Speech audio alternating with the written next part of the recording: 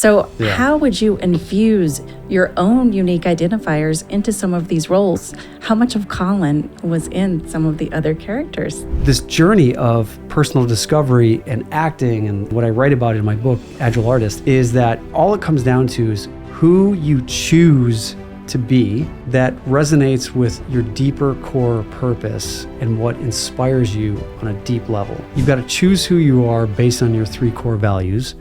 So I choose to be inspiration, self-expression. If it's something you're struggling with, then choose it. If you lack confidence in your life, choose to be confidence, or choose to be lived by or defined by confidence. So when you're in a situation, all you got to do is say, okay, not what would Colin do?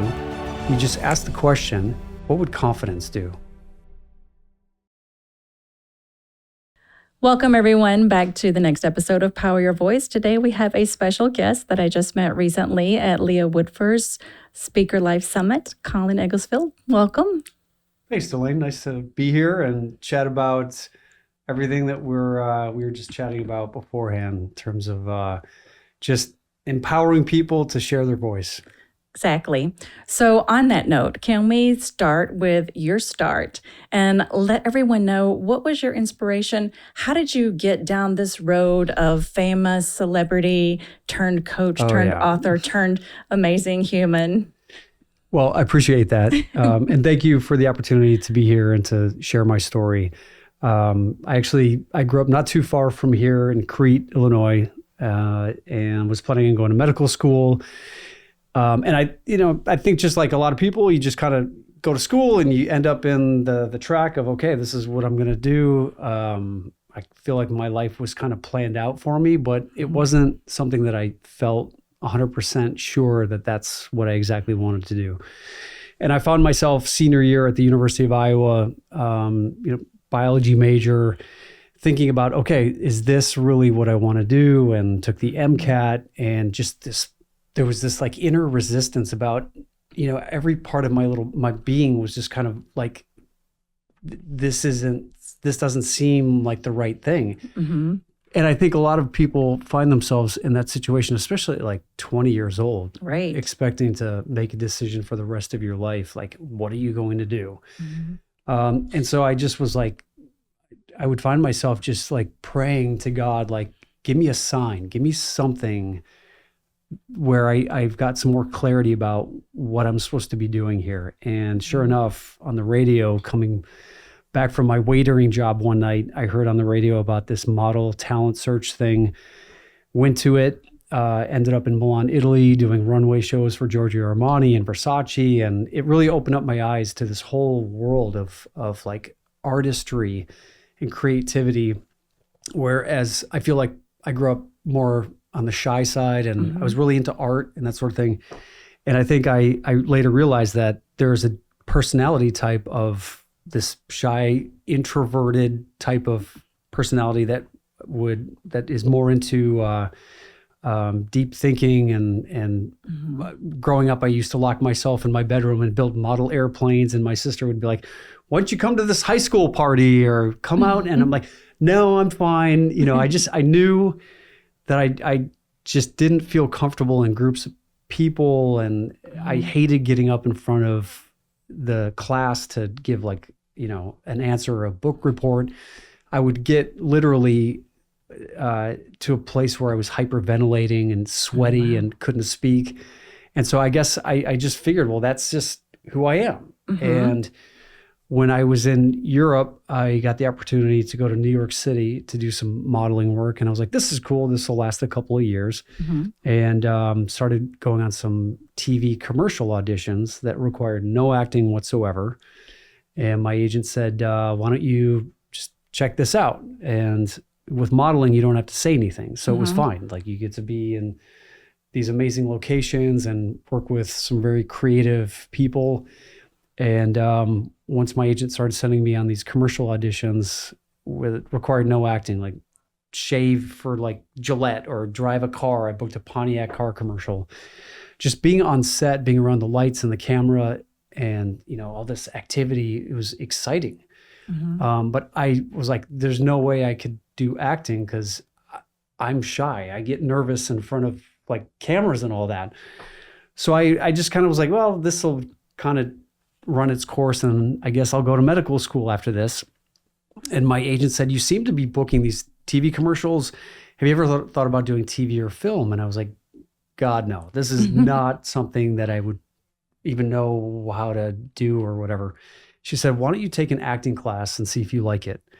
And so this is where I first realized that, some of these opportunities get presented to us in our life.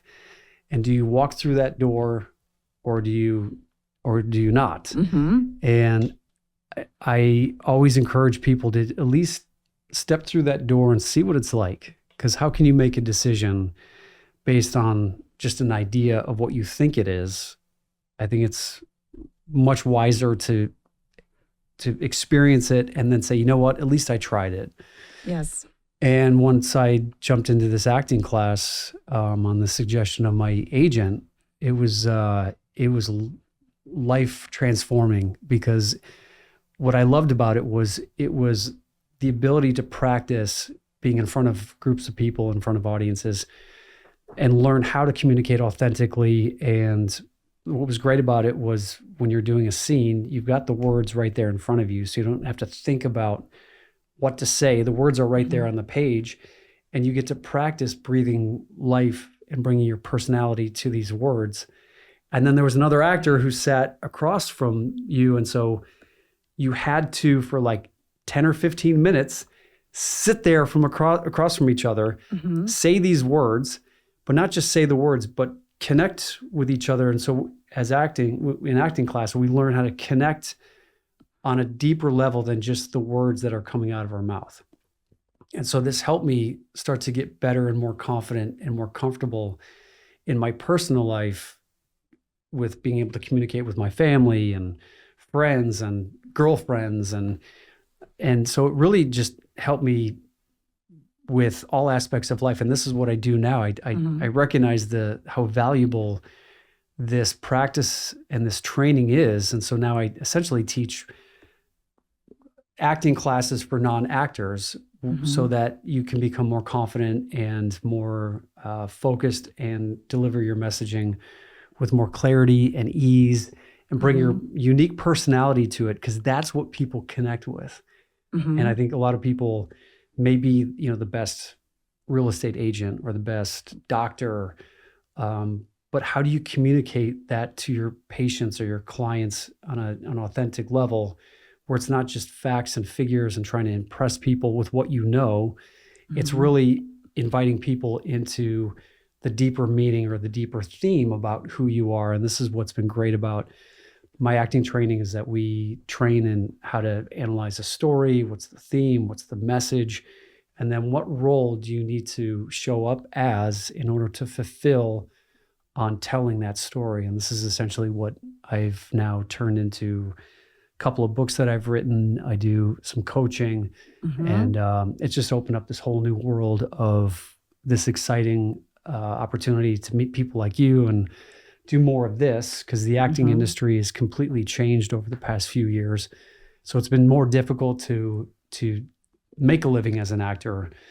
And I think just by, by luck or good fortune, I feel like all my acting training has now led to this opportunity to be able to now share all this, to make more of a purpose-driven career, more so than just being in front of a camera, saying words and being on red carpets. Telling the story.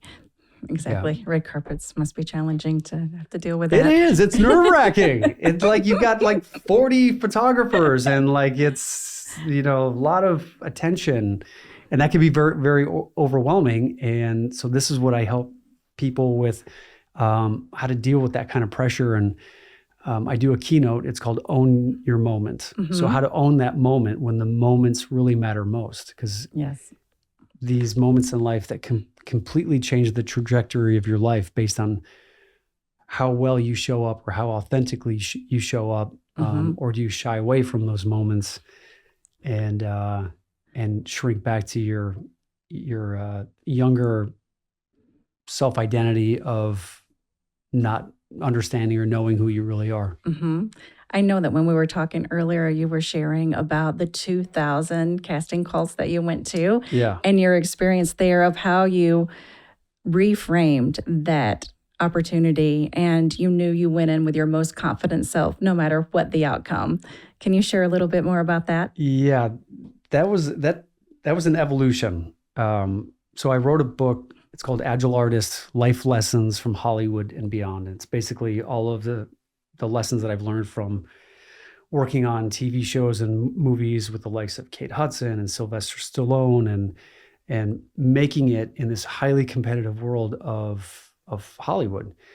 And when I wrote this book, I did the calculations, and over my 20 plus years in the industry, I've gone on over 2,000 auditions.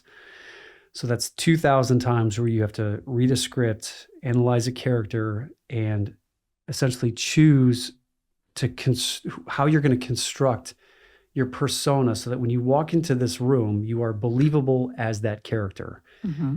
And when I was first starting out with all of this, the old version of Colin worrying about, am I doing it right? Are they going to like me? Because growing up, especially in the Midwest, Yeah. there's a lot of people-pleasing type of messaging that we grow up in. And Mm-hmm. my acting teacher would literally just stop us in mid-scene and just drill into us that it's not about performing or doing it right. There is no right when it comes to showing up, being your unique, authentic self. Mm-hmm. So you got to shake that off. And that takes some time because, growing up, and what school does is you got to get the right answer. And if you don't get the right answer, you don't get the A, and then you don't get into college, and then you don't make money, and then you're going to end up on the street destitute. And so it took a little bit of time to unwire some of that hardwiring that we have when we get to adult life. And so what acting class did was help me just have this safe space of practicing, not having to show up a certain way, really authentically connect to who this character is. Mm-hmm. And as I started to go on these auditions, one of the best pieces of advice my acting teacher gave me was, it's not your job to go into these rooms or these auditions to get the job. Because when you show up in life from that perspective, it's this energy of seeking approval or wanting them to give you something. Mm-hmm. So when you show up in life, I hope they like me, I hope I make this sale, of wanting something, people can feel that energy from you. And what acting class does is it helps you tune into the energy and the essence of how you show up in life. Mm-hmm. So my acting teacher said, if you walk into that room doing the work on the character and being able to show up contributing to telling this story, but not being attached to the outcome, Mm-hmm. you just show up with the energy of, how can I show up and help you guys, the producer, the casting director, the director himself, how can I help you guys find the best actor for this role? Instead of, I hope you pick me. Mm-hmm. It's a different energy when you walk in and be like, all right, guys, I'm going to show you what I got. Mm-hmm. And my goal is to help give you an idea of who this character is. Take it or leave it, whether you hire me or not, I'm here to help you. And that way you walk into the energy and the pressure is off of, I hope I get it. I hope they like me. It's, I'm here to serve. I'm here to help. Much like if you were to show up at a party and do you like to cook? I do. What's your favorite thing that you like to cook? Chocolate chip cookies. Okay, amazing. And do you have a special recipe? Of course. Okay, so when you make these chocolate chip cookies and you put your time and your love and energy into these cookies, you're almost excited to show up at the party for people to try them, right? But if you show up at a party with nothing and you're like, hey, where's the free food and where's the this? And there's where you're wanting something rather than if you show up with these amazing cookies, knowing that some people aren't going to like chocolate. Correct. Some people don't like sweets. Some people are allergic to chocolate. So it doesn't stop you from showing up at the party with these cookies. You just got to know that some people are going to love them. Some people are not going to love them. but it's okay. You brought something to the party. So when you show up in life, my advice is show up with who you are and what you have, with your authentic best, knowing that not everyone is going to like it, and that's okay. And that can be very difficult. But another piece of advice my acting teacher gave was 30% of the people that you show up for in these casting rooms, the directors, producers, casting directors, 30% of the people that you show up for, they're going to like you. They're going to consider you for the job. You're going to look like the character. You're going to sound like the character. And some of these things are just out of your control. Another 30% of the people you show up in front of, they're not going to like you. Nope, you're not the right one. I don't like you. I'm not attracted to you. You actually repel me. You look like my ex-husband or my ex-wife. Get out of here. And then she said the other 40% of the people that you show up and meet in life don't even care. So all you got to do is focus on being your unique self and thinking about, what do I have to contribute, to bring to the party that I know some people are going to love. But all you got to do is focus on finding that 30%. And that 30%, you can build a life, a career, build a legacy. And that's what it's all about. Just finding that 30% and showing up as your unique self to be able to connect with that. Because if you try to show up serving everyone and being everything for everyone, not only does it not resonate as real or authentic, you just get burned out. Yeah, I think you bring up a really great point, and this ties right into the whole idea of we have our own unique secret sauce, right? We have our own unique identifiers, and we can pretend or we can act and try to be other people all we want to. But eventually, that's going to feel a little shallow. That's going to feel a little empty. So how would you infuse your own unique identifiers into some of these roles? How much of Colin was in some of the other characters? Yeah, this is a great question, because when I first started auditioning, when you're young and you don't necessarily know who you are. In my early 20s, I'd go into these auditions and I was trying to do it right and trying to figure it out and try to impress everyone in the room. And my agent called me and said, Colin, when you walk into these rooms, the feedback is you're not comfortable in your own skin. So there's that concept of the imposter syndrome that I think a lot of people deal with. I had it in spades because I didn't necessarily have an anchor for who is Colin. And my agent would say, just go in the room and be yourself. Just be yourself. I'm like, what does that mean? Like, I don't even know who I am. Like, how can I be myself when I don't know what that is? And what I just through this journey of personal discovery and acting and what I write about in my book, Agile Artists, is that who you are is all it comes down to is who you choose to be. That resonates with your deeper core purpose and what inspires you on a deep level. And so what I talk about and what I do with my coaching and my clients is we first start with what excites you, what inspires you, and who do you then choose to be able to show up in the world, to be able to tell that story. So you start with, what story do you want to tell? And then what story, then what character, what role do you then choose to play to be able to fulfill on that story? Where most people grow up being told who they were or who they are based on where you went to school, what religion you were raised in, what part of the country you were raised, or what part of the world.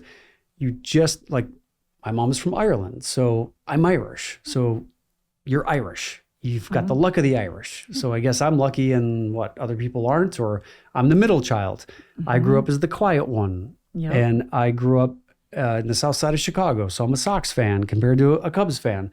So a lot of this stuff gets impressed upon us so that we then grow up feeling like what I call, feels like we've been miscast in the story of our own life. And I think we can only fake it for so long before we're just like, you know what? I can't do this anymore. I'm in a relationship that's not fulfilling. I'm in a job that sucks my soul. And am I only doing this for the money, or am I only doing this because I made a commitment on an altar that, okay, well, what does that mean? So these are some of the things that a lot of people wrestle with, and Mm-hmm.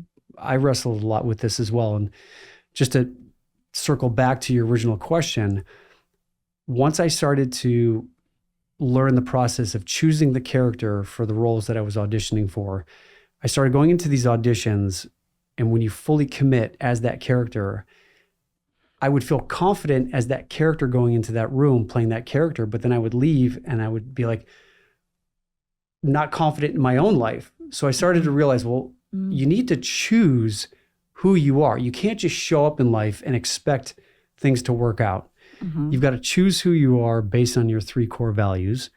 So I choose to be inspiration, self-expression, because I grew up very shy and being self-expressed was not easy for me. Mm-hmm. So if it's something you're struggling with, then choose it. If you lack confidence in your life, choose to be confidence, or choose to be lived by or defined by confidence. So when you're in a situation, all you got to do is say, okay, not what would Colin do? You just ask the question, what would confidence do? Mm-hmm. I like that a lot. I like taking it off of the person and putting it onto the attribute that you want to amplify. Mm-hmm. So that's really good. And you bring up a really great point about forced identity. I know growing up in the South, we were always told, you can't, you shouldn't, and you're definitely not. And whatever ended at the end of that was usually what we wanted to do or be. There you go. So it was Yeah. always this oppressive vibe of, well, you know, a lady doesn't do that. And then what's the alternative? I'm a man? No, I don't think so. I'm still a woman here. But it's really interesting to think about that. And I think it does happen late teens, early 20s. If I could be anything that I wanted, what would that be? And the fear that goes along with that. You had also touched on another point that I'd love to talk about more, which was the scarcity versus abundance mindset when you were walking into some of those scenarios and walking in from an idea of, oh, graspy, I need this, I don't have enough, versus I have something to share, whether it's chocolate chip cookies or otherwise. Yeah. And I want to abundantly share those with everyone I come in contact with and know that, yes, I might not be everyone's cup of tea because most likely I'm a very short shot of whiskey. And that's okay because at least 30, I think maybe even 40% might like that over tea. I like that. I do like that. So how do you keep yourself in alignment with that abundant mindset, even when some of your clients or even yourself maybe formerly was thinking about, oh, I do have a touch of this imposter syndrome. I do have a touch of this residual shyness. Yeah, it's a good question. And a lot of it has to do just is to recognize at the very basic core level of who you are. If we look at what our basic human needs are as people, we all want to feel connected. We want to feel like a sense that we're connected to a sense of community. We want to feel seen. We want to feel heard. We want to feel that someone really sees us on a deep level. And that is the most amazing gift that you can give to someone. And it's not that hard to do, but what we get raised and essentially educated to do is to learn as much information as we can to be able to then regurgitate it for a test or an interview to get a job.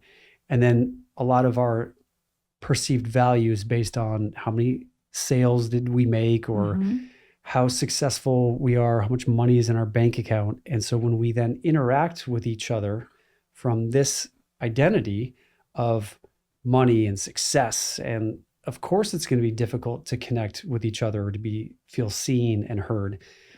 And what all you got to do is just realize that the gift that we all have is the ability to be present with another human being.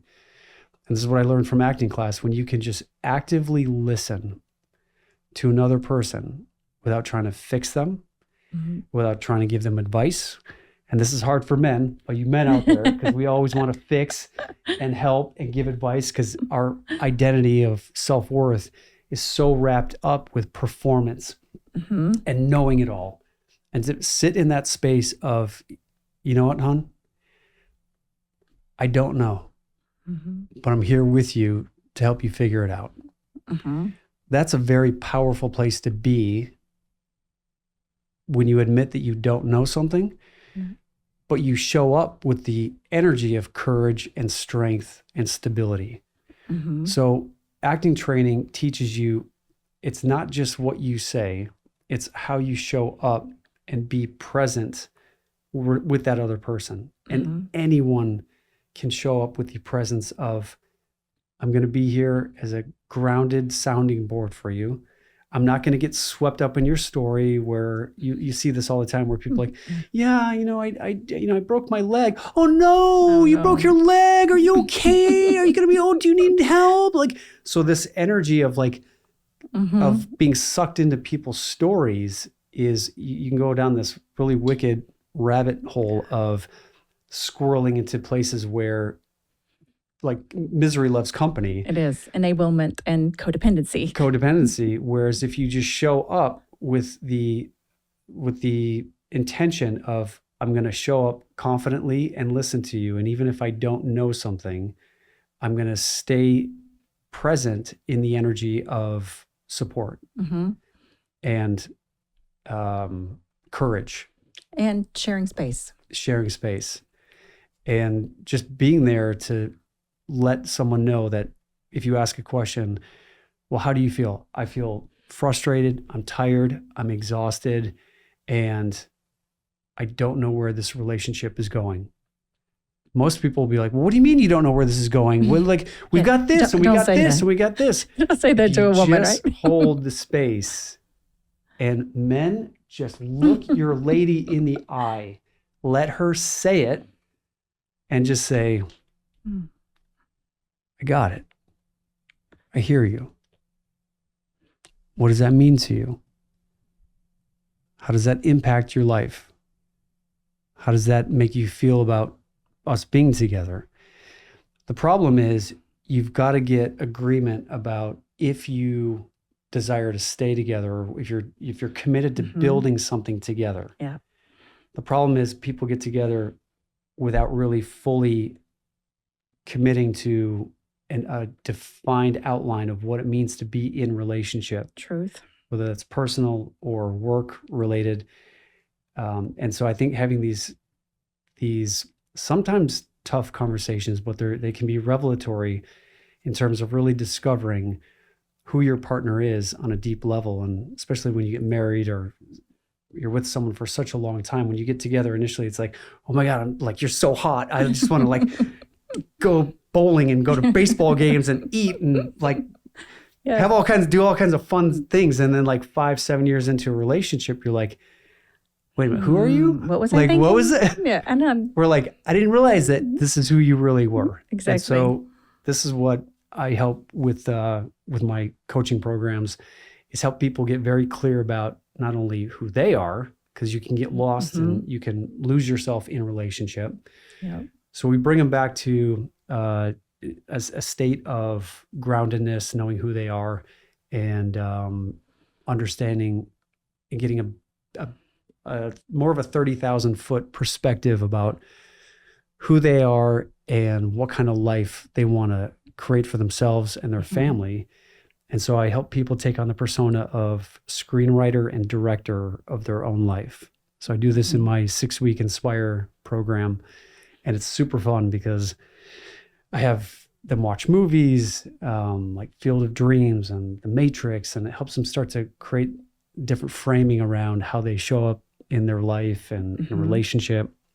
And then we have these really breakthrough conversations about what's important to them. And if they were to look at their life as a movie, I say, would your movie be a horror? Would it be a drama? Would it be a comedy? Would it be thriller? And if it's not the story that you want to keep telling, you don't have to keep telling that story. Much like an actor, if they get tired of playing a certain role, that's a big reason why actors love to do departures and play different roles, because after a while, if you don't feel like it's what you want to keep playing, why keep doing it? And so I help people rewrite the story of their life by creating the third act and what that looks like. And then we go into the second act and identify what are the the obstacles and the challenges, which most people avoid. Mm-hmm. But why do we love our favorite characters in movies? Like, what's your favorite movie? Something Borrowed, of course. Something Borrowed. Okay, of course. Of course. So if we look at Rachel's journey, her hero's journey, she's someone who's she's more on the shy side, right? Mm-hmm. She and I meet, we have a connection. Yeah. What's her problem? What is her obstacle? What's her challenge about her ability to have what she wants? Well, it is primarily lacking confidence and direction, right? Mhm. Because owning that sense of self also relates to something you said earlier. Most people come into relationships and they're attracted to what they are missing. So if I think about that in a potential partner, Mhm. I'm attracted to what I'm missing because I haven't taken the opportunity to complete my whole self individually. Do you ever find Yeah. that in your practice? Yeah. And then what typically happens? Are your clients able to walk through that healing journey and learn something a little bit more, or at least learn, hey, you know what, I'm really attracted to this person because they're extremely confident, maybe even a little overconfident, but I lack that, so I'm going to seek that. And maybe at some point it'll rub off on me. Yeah. And would you find some of your clients, it takes them a little bit of time to feel comfortable or safe enough to be able to tell you what's really going on? Like they'll tell you at first, like maybe some surface level stuff, but I'm sure you do a great job of helping them feel safe enough to then really get to the heart of what's really going on, right? Mm-hmm. Yes. And so in Something Borrowed, it took Rachel a few years to finally be at that bar, like 7 or 8 years later after we initially met, where she finally felt safe enough to say, you knew I was in love with you in law school. And to my character, Dex, I'm like, what are you talking about? What? Hold on a second. Because my character is about to get married to Kate Hudson's character, and it's not the right fit. And in the movie, I even asked my dad, I'm not sure if this is the right fit. He shuts me down. Nope, you made a commitment, son. This is what we do. You don't go back on your commitments. And so my character, his journey is learning how to be authentic and honest with himself to finally start making decisions for Dex that honor him and not his parents, not the law firm he works for, but to what honors Dex. And for Rachel, her obstacle is her inability to share her truth about what matters to her, because for her, she even said it, she vocalized it in the movie. I didn't think someone like you would ever be interested in someone like me. And so Rachel's obstacle is learning how to be honest and vocalize what honors her. And so once you start to recognize what these challenges are, and we see Rachel overcome it and Dex overcome it, we start rooting for these characters and we fall in love with them because we see it's not easy. So in your own life or the clients that I work with, instead of shying away from the challenges or the obstacles or shying away from that difficult conversation that you've been meaning to have with your husband or your wife or your boss, in a movie, we lean into them and there's a breakthrough and a transformation. And that's where we start to see the character grow from that experience, where most people will avoid it, ignore it, hide it, and then there's no growth. So if you were to start looking at your movie from the perspective of screenwriter and director, and if the audience in your life, and you do have an audience, you've got your kids, you've got your friends, they watch everything that we do. And if they were watching your movie, would they be rooting for you? Or would they be like, that's kind of a boring story, I'm going to turn to a different one? That's an It's excellent very question. interesting if you really start to frame it in that perspective. I want to be someone who faces challenges head on. I've been diagnosed with cancer 3 times, and most recently this past January. And in these experiences of being diagnosed with cancer, it's very easy to be the woe is me, why this? But if I were to look at my life as a movie and my character as the character that I would be, the role that I would love to play, because I didn't choose this, but I can choose it by choosing how I show up to play this role of someone who is diagnosed with cancer. Mm-hmm. And you get to choose. You have a choice. A lot of people feel like they don't have a choice wherever they're at. Yeah. You have a choice. It's not always easy, but you have a choice. You can choose to be courageous and brave and inspirational, even in the face of a terminal illness. Mm-hmm. It's not always easy, but you have a choice. And once you start there, you can at least start to realize you have leverage and you can change the trajectory of your life. Because the thing is, we're all going to die at some point. True. Right? And so many people try to protect and shape and make sure everyone sees them a certain way or tries to manipulate or control the narrative of how people view them. And it's exhausting. Yes. Whereas if you can, and a lot of the times that type of showing up in life causes the cancers and the illnesses and the sicknesses, because you're holding on to something and there's so much stress and anxiety that you're holding on to that it manifests itself physically as dis-ease in your body. Mm-hmm. Agree. And then also to add to that, the absence of a choice is still a choice. It may be a choice in denial if you're not really willing to accept it or look at it. But I think just knowing that everyone thinks if I ignore it, it'll go away. But choosing not to look at something does not necessarily make it go away, right? Correct. So you bring an excellent point. I thank you for sharing that. Thank you. So let's talk a little bit about this book, Agile Artists. Can you tell us where we can get it? Yeah. So it's available on Amazon. And this book was actually, it came out of my decision to leave Hollywood, because I found myself back in 2018 where I'd built this successful career as an actor. I felt like I fulfilled on my dream and my goal of making it in the big leagues of Hollywood, working with, A-list actors and A-list directors. And I got to this place where I was going to all the Oscar parties and the Emmy parties, and it was amazing. Like, there's Tom Cruise and Brad Pitt and Scarlett Johansson, and this is incredible. And like having these kinds of interactions and being able to play in that field. But then I'd come back to my home and I'd be like, I would still feel a little empty. Like, is this it? Like, I put all this time and attention. I've sacrificed a ton to get here. Sacrificed going home to Chicago for like friends and family's birthday parties and anniversaries and vacations. And I've sacrificed a lot because I was singularly focused on my career.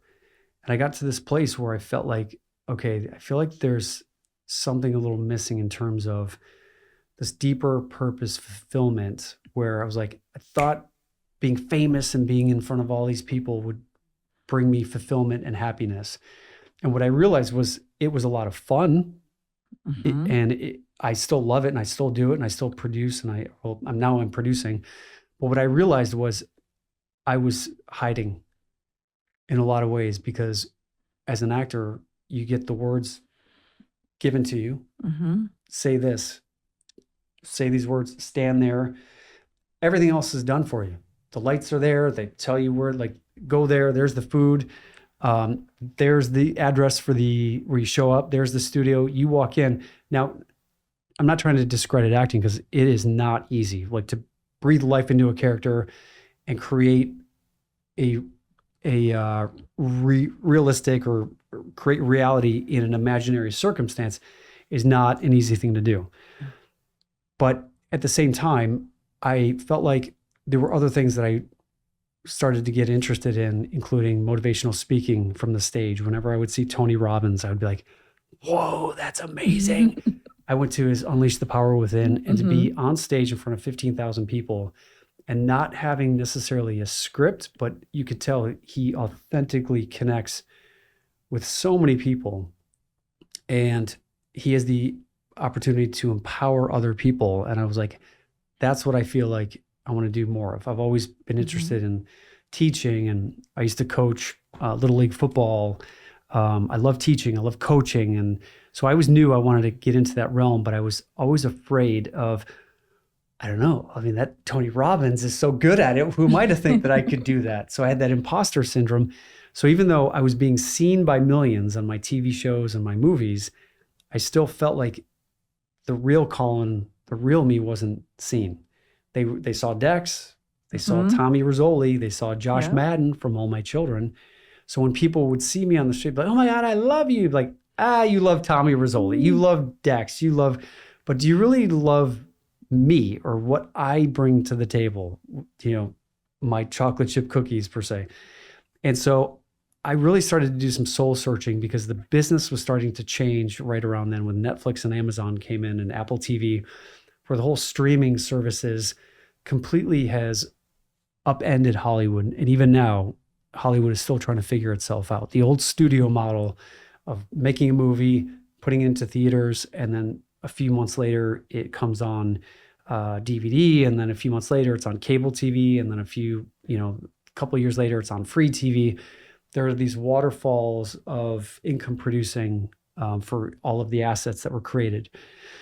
Whereas now it's all streaming, and because there's now 4,000 channels on TV, the budgets for all of the shows has gone down because the eyeballs and the advertising dollars is now spread out over all of these platforms where I could still get an acting job, but the income that I was earning from my jobs was cut by like 90%, where I couldn't make a living anymore doing this. And I was frustrated going to these auditions, audition after audition, and not being able to book some of these roles because a lot of the A-list movie stars who did film were now moving to TV. So it pushed actors like me back down to like guest star roles. And so I found myself in this place where I was, after 20 years of focusing my time and attention and not being in the resume that I had, I was like, something's got to change. I can't keep doing this, and I don't want to wait tables again because I felt like that would be going backwards. So when life presents these situations to us, we really have the opportunity to level up and grow from them, or we can shy away and be pissed off and just play the victim. So it becomes very clear you can choose to be one of three characters in life. First one is the victim. And the victim, obviously, we all know the victim because we just hear that whatever comes out of their mouth, it's a complaint. Yes. Right? The second one is you can be a helper, and a helper helps other people get to where they want to go, or the guide or the sage. So like Obi-Wan Kenobi was the guide to Luke Skywalker.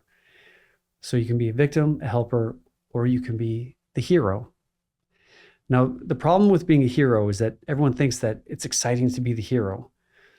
But the hero's journey is not a pleasant one because you're in this place of not knowing, you don't understand stuff, you need to learn. And learning for people is not easy, especially as we get older. We're like, I don't want to have to learn that because it can be uncomfortable and you can look silly and stupid when you're in this learning process. So you can choose to be the hero, the helper, or the victim. And what I realized was in order for me to really step into this self-identity of who I knew myself to be, and this took an honest, authentic look in the mirror and say, Colin, do you want to just be an actor who's going into these auditions, hoping and praying that people would hire you for their dream? Or do you want to fulfill and live your own dream and create your own stories and create your own movies and be on stages and motivate and do inspirational stuff? And I was honest. When I was honest with myself, I was like, that's what I want. But then it was like, oh my God, how am I going to do that? No, I've got to start all over. And that's why we call people like you, Delayed. I want to be the hero in this story, but I need a helper. I need someone to help guide me and start training me, like in Rocky, when his trainer trains him to get ready to be in the ring. And that's why it's great that people like you offer opportunities like this for me and your clients to be able to help people who have this dream of fulfilling on something that they know in their heart is real and authentic. And that's what's great about you, because that's what you do for so many people. Thank you. I appreciate that. And what's great about you is that you have all of this wealth of knowledge that's a transferable skill that is only going to be so natural in your coaching practice. Mm-hmm. And I could definitely sit here all day and talk about people and relationships and dynamics and imposter syndromes and confidence. But what we really need to make sure everyone knows is one thing. If they want to work with you, how do they find you? So they can go to my website, colinegglesfield.com. And in answer to your question, got my book, Agile Artists, Life Lessons from Hollywood and Beyond, that you can get on Amazon. And then this is my follow-up to it. It's the Agile Artists 90-Day Manifestation Playbook. And it's essentially taking all the principles of goal setting and deep work of self-identity and incorporating that into a 90-day daily journal where you get to create who you are every day and how you show up, to create intentionality with how you show up. Much like you would never expect an actor to show up on a movie set and just be like, all right, cameras roll, without focusing on, okay, wait, right, what's my character's objective? What is my who, what, when, where, why? Why am I telling this story? Why am I in this scene right now? And what is the overall theme of why we're here to tell this story for audiences? And so this helps you get intentional about how you show up in life to fulfill on that grander story.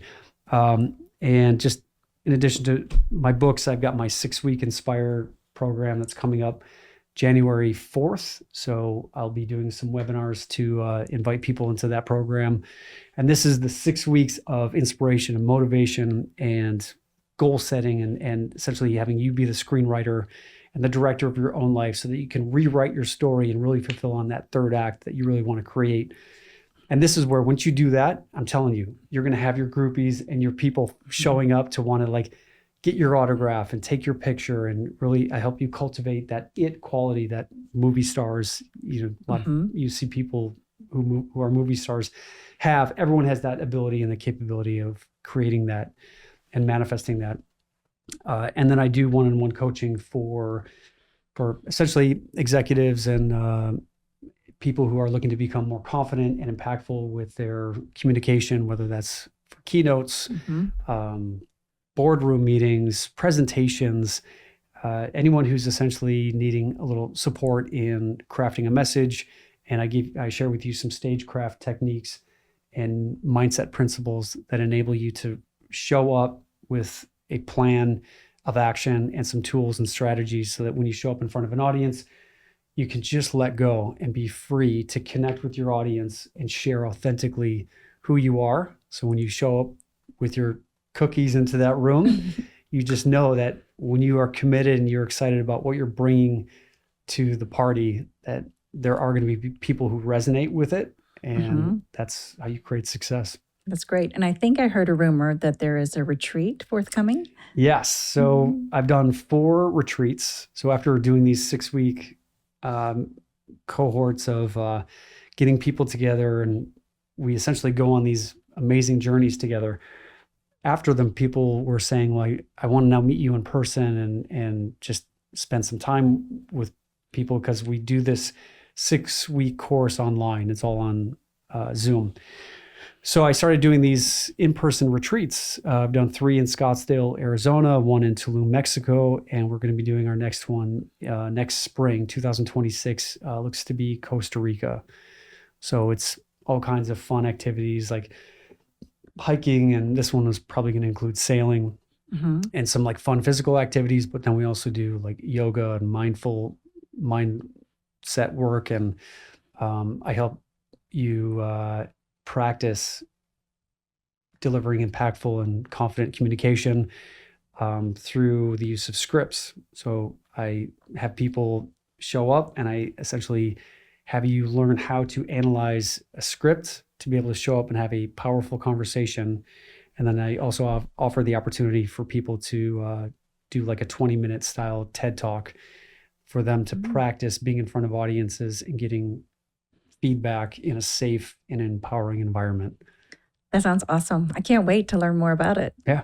Thank you again for sharing. Yes. Thanks for having me. And thank you so much for sharing the Colin behind the character. It was a delight to get to know you better today. Thanks, Dylan. Appreciate it.